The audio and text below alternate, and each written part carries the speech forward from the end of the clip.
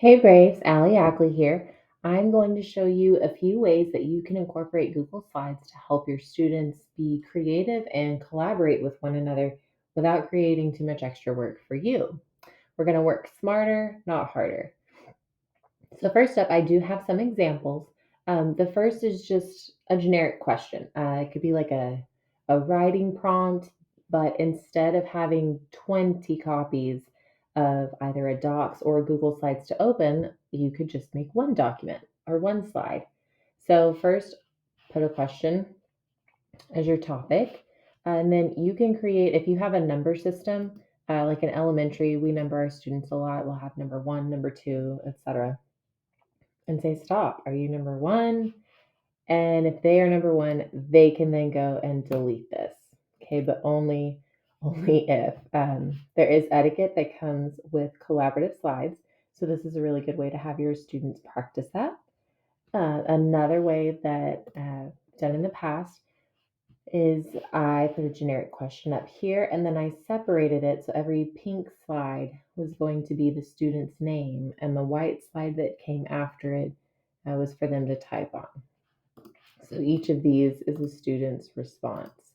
Uh, I'm not clicking on the names just for privacy, but it made it a lot easier going through grading it that way.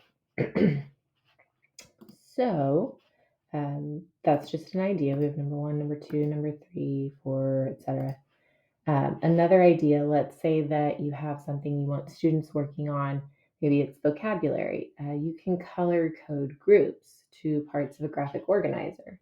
So maybe you want your pink group, they can type a definition and a sentence page number for something else. And it just helps divide the work a little more evenly without overloading the students, and they get to all collaborate together. That way, not everyone is on the same part. Uh, Another example that you could use, now I actually created this part in Canva for education, which you could do too, and students can edit there. But I went ahead and I uploaded it into Google Slides, just popped in a quick little text box for them, and students, you could assign this and they could all chime in on the same document, the same slide, working together to create one product. These next few that we are going to see, I did not make. They also are from Canva.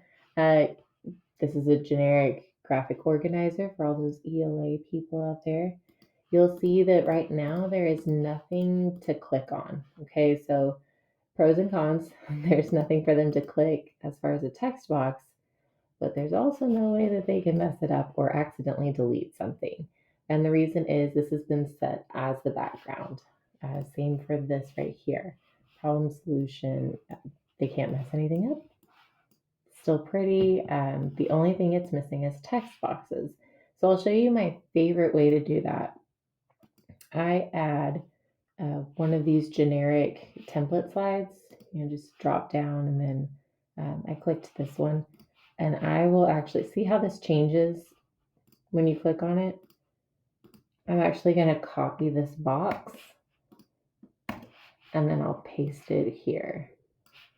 So then I can resize it where I want, and it already has that text. It'll say click to add, and as soon as a student starts, they can start typing. One of my more favorite hacks for sure.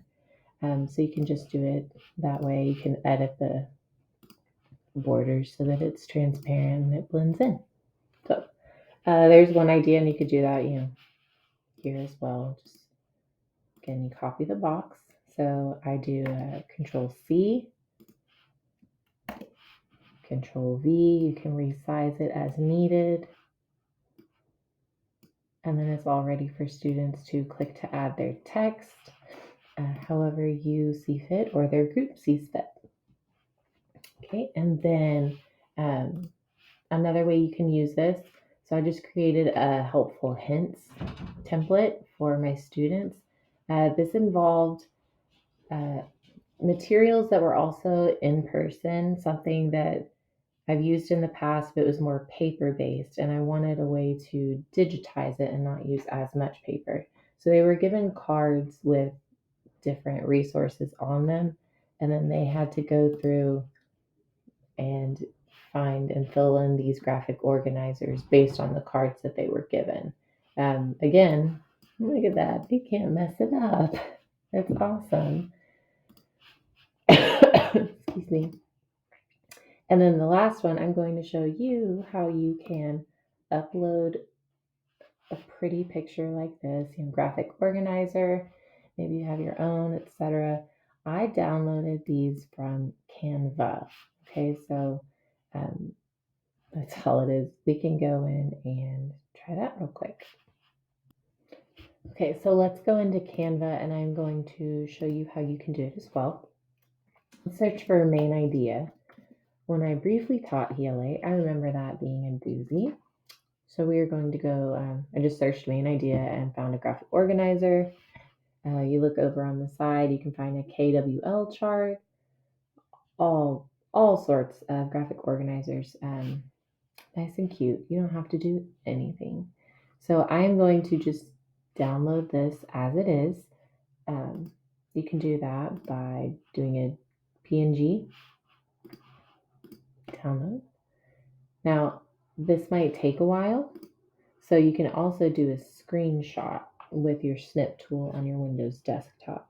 That's another thing that I like to do. I'm going to go back into my template slideshow I've got going here. I'm going to change the background. Okay. Choose image. Now, because I just downloaded it, it's actually just right here. So I'm going to click it and drag.